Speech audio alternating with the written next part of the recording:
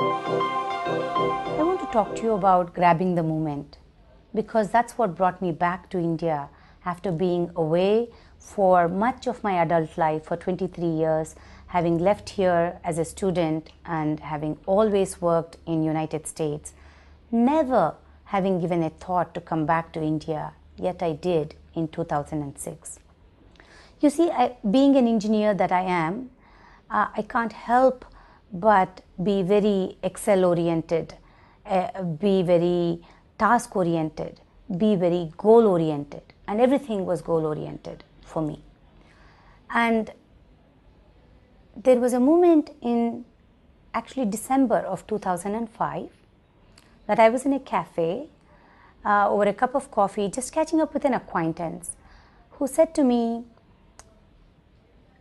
the opportunity in India to work with a nascent, burgeoning energy of entrepreneurial ecosystem. And I reflected upon that and came away with a very deeply profound calling. I felt that there was a movement of India's economic independence, and to me at least, it felt how it must have been surreal about India's movement of freedom and independence in 1947. And what came to my mind at that moment is Nehru's midnight speech about the soul of a country being liberated. And I felt that there was that resurgence for India around its economic independence. And I felt that I had to make a choice. I had to make a choice of being a participant, or I had to make a choice of being a pedestrian as this movement passes me by. So even though I have always been goal-oriented, I allowed myself. Now,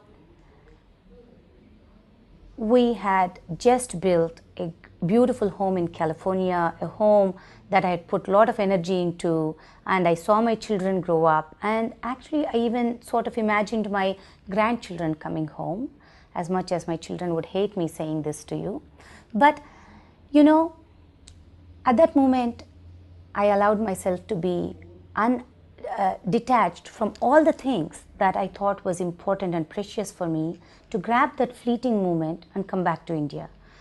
The thought to action took 60 days, and we were here. And it has been, for the last 6 years, a very rejuvenating, fulfilling phase of my life too, both at a personal level and at a professional level.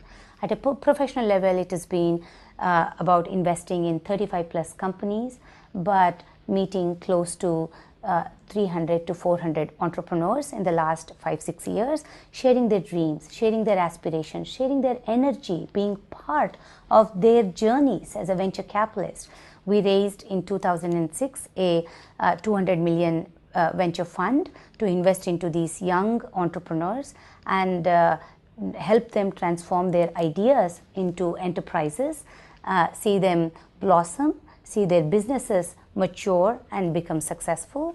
And it all came from being willing to let go of my core personality, which was always goal-oriented, to allow myself to also grab the moments. So for those of us who perhaps, or on that side, who are always grabbing moments, maybe sometimes we should try to be structured and goal-oriented. And perhaps those of us who have always led lives being very much goal-oriented should allow ourselves that moments of freedom that can then, bring a different transformation in our life. And, that's the message I want to share with you.